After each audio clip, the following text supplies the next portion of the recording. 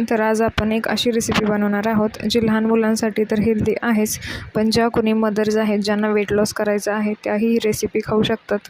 Hello friends, मी आहे वैशाली आणि स्वागत आहे तुमचं मराठी मेजवानी विथ वैशालीमध्ये.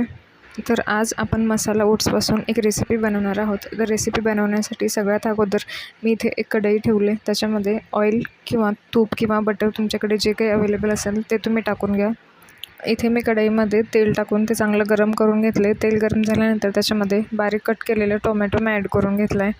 ही रेसिपी आपण 1 वर्षाच्या पुढील मुलांना देऊ शकतो, त्यामुळे आपण याच्यामध्ये जेवढ्या हेल्दी गोष्टी आहेत म्हणजे भाजीपाला वगैरे ते तुम्ही ॲड करू शकता.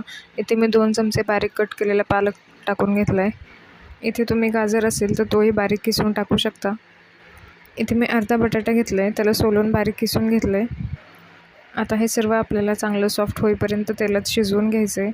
ही रेसिपी लहान मुलांसाठी असल्यामुळे मी याच्यामध्ये तिखट ॲड केलं नाही. तुम्ही तिखट खात असाल, वेट लॉससाठी यूज करत असाल तर तुम्ही या स्टेजला इथे थोडेसे हिरव्या मिरच्या किंवा लाल तिखट ॲड करून घेऊ शकता. आता इकडे अर्धा ग्लास पाणी मी याच्यामध्ये ॲड करून घेते. जर का तुम्ही ही डिश 1 वर्षापेक्षा लहान मुलांना देणार असाल तर त्याच्यामध्ये फक्त ओट्स आणि हळद टाका आणि पालक किंवा बटाटा तुमच्याकडे जे काही आहेत ते टाका. मीठ पूर्णपणे स्किप करा. मी या अगोदरही बऱ्याच व्हिडिओमध्ये सांगितलं आहे, जर का 1 वर्षापेक्षा लहान बाळ असेल तर साखर आणि मीठ तुम्ही पूर्णपणे स्किप करा. इथे आपलं पाणी आता बॉईल झालं आहे. त्याच्यामध्ये थोडीशी हळद टाकली आणि ओट्स टाकून घेतलेत. इथे मी मसाला ओट्स वापरले. तुम्ही नॉर्मल ओट्स वापरले असतील तर मीठ वगैरे आणखी एकदा चेक करून घ्या. चवीसाठी थोडीशी कोथिंबीर ॲड करून घेते. ओट्स पचायला सोपे असतात, त्यामुळे लहानांपासून मोठ्यापर्यंत सगळ्यांसाठीच बेनिफिशियल असतात. ही रेसिपी तुम्ही 1 वर्षापेक्षा लहान बाळाला देत असाल तर एकदा हे मिक्सरमधून फिरवून घ्या.